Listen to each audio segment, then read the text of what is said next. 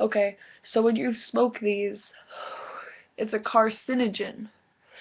So when you smoke carcinogens, that's what like science likes to call it, at least like how I view it peripherally through time frames. When you smoke a cigarette, it not only cuts you off a little tiny piece one at a time from different parts of your body that weren't used to that, but also, at the same time, smoking is something that makes people feel sane when their whole lives are chaotic. When in the long run, I necessarily feel as if these can make life not only in your own personal experience, but in everything around you, and anything from like, green energy being repossessed and, people not giving up the old wave patterns and the old hive mind ideas, all can originate from this itself.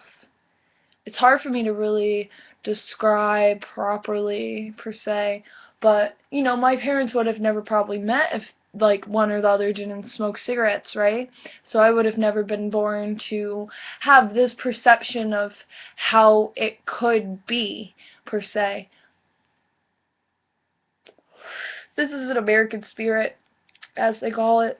I guess I don't know much more than that. I really need to quit smoking cigarettes. The last time I quit smoking cigarettes, I smoked one at Abitopia, and I said to Jerry, no one's ever going to take me seriously for as long as I smoke cigarettes. And what happens 2 hours later? I get into a confrontation with one of my good friends, over absolutely, nothing that either of us were trying to portray to one another. And that in itself probably would have never happened if I didn't smoke this cigarette, you know? And neither would these videos either on top of it. So that in itself is kind of interesting. But cigarettes are absolutely horrible, and I really want to quit. But do I need to is the real question, because I want to, but I don't feel like I need to. And that's the worst thing about it. Because I could still live, but it wouldn't be the same set of experience as I would like to live, I don't necessarily know exactly what that is because, cigarettes also help to either quote unquote like whatever people perceive me as. Like, I don't know what I perceive myself as most of the time. I just kind of see it as like a way of like water responding through itself in a form of itself. Like, it's hard for me to describe it, and yeah, it's funny, like I got this hoodie at Abitopia, and then Abitember I smoked my first cigarette again. So it's like, it's just the layers kind of thing, where it's kind of interesting to think of. And my friend Kristen gave this to me when I stopped smoking, of what I can remember at least. When I wasn't smoking, she gave this to me. And I think, like, slowly, shortly after when I started wearing this, I started smoking again. No, but I think I took it off when I started smoking again. And and I also find it kind of interesting, like taking into perspective of like, smokers mostly talk to smokers, like whether or not it's cigarettes or not, and non-smokers talk to non-smokers for the most part.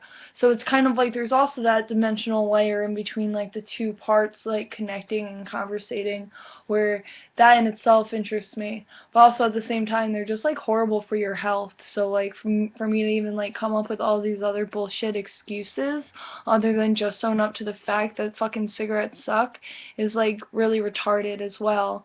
But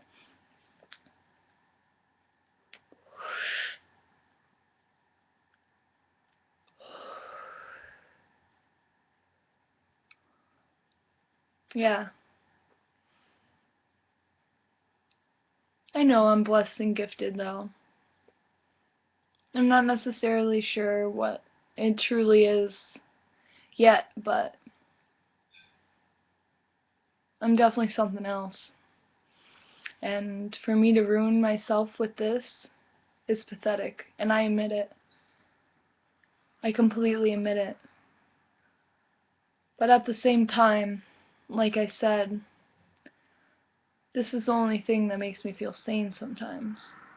I don't know whether or not it's talking to a computer, because there's the two perspectives on that sentence. I don't know if it's through talking to a computer that I feel like more sane again, even though, you know, most of everything that I could ever post on here is absolutely insane, or whatever the fuck they like to call it nowadays. And